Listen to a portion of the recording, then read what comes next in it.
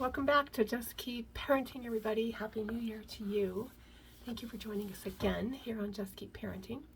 We're going to talk a little bit today about bedtime and routines.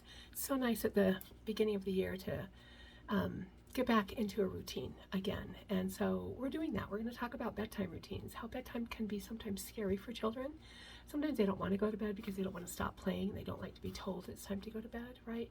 But as we establish routines with children, then they're more likely to go to bed, right? And if they have a routine and if it's something that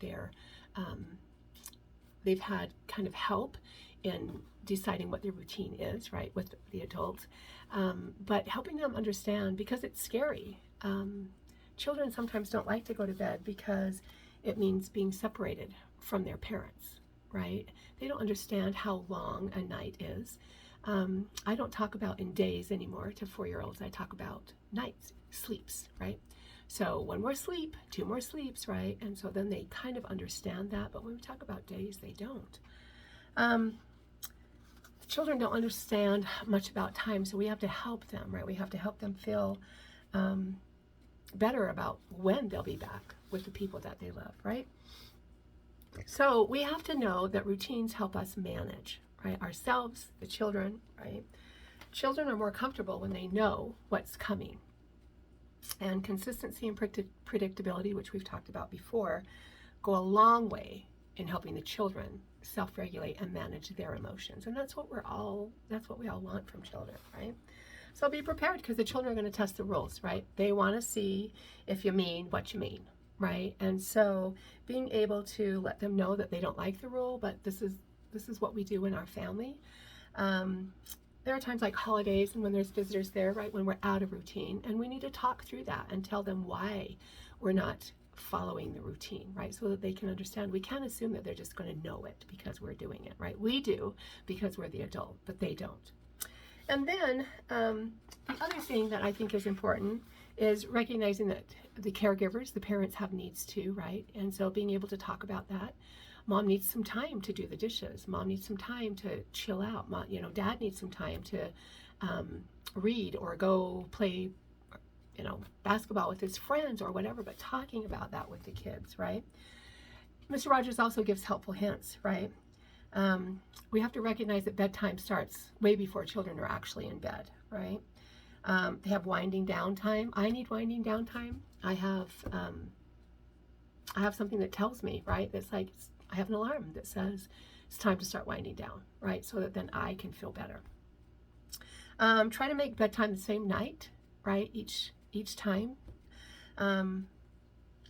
About 15 minutes before bedtime, right?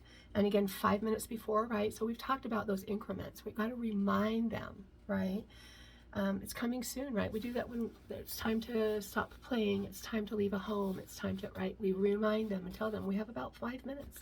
Now we have about 2 minutes, right? So that they can feel it coming and they can start getting used to time and what that means. So let your children know that you understand how disappointed, right? That empathy piece that we've talked about before. They need to know that you get it, that you've been there, right? Set up a bedtime routine. I love this story that he tells in his book. He said, a friend told me that her father always made up a story for her and her brothers at bedtime.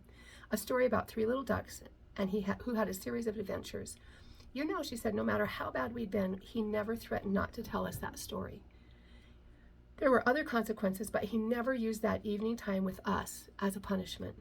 I certainly didn't think about it then, but now I believe that his continuing stories reassured us that there would be another day coming after the night. And Dad's presence somehow told us that just as life would continue from day to day, so too would love, right? And so being able to recognize it. If the child is having a struggle, maybe they need a little bit more time tonight, and we can talk about that, right? But we don't just sleep with them if we're trying to get them to go into a bedtime routine, right? Sometimes it's nice. I deal with this at school when separation is an issue. It's nice to have something of the parents. So we talk about, something that's the moms or the dads that they can keep in their pocket. Same thing at night, right? Sometimes it's comforting them to have something that they can hold, right? To be able to move through the night. If you feel comfortable about it, a nightlight can sometimes help children too. And then sometimes, I know with my family, just leaving the door cracked a bit helped me feel comfortable, right? Helped me feel safer. And now I sleep with my door shut, right? Because I don't want the noise, but as a child, that was comforting to me. And then if the children do get out of bed, right, it's best to walk them back to their room, right? They need to know that their own beds and bedrooms are the safe place for them.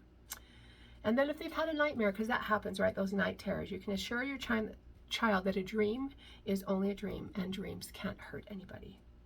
And the last thing that Mr. Rogers talks about is some families put a sticker on a calendar each morning about after their child was able to stay in bed all night, right? So it's that extrinsic motivation that sometimes helps. We want to try everything we can intrinsically to get them to self-regulate. But if that doesn't work, then being able to extrinsic and, move them into that next phase.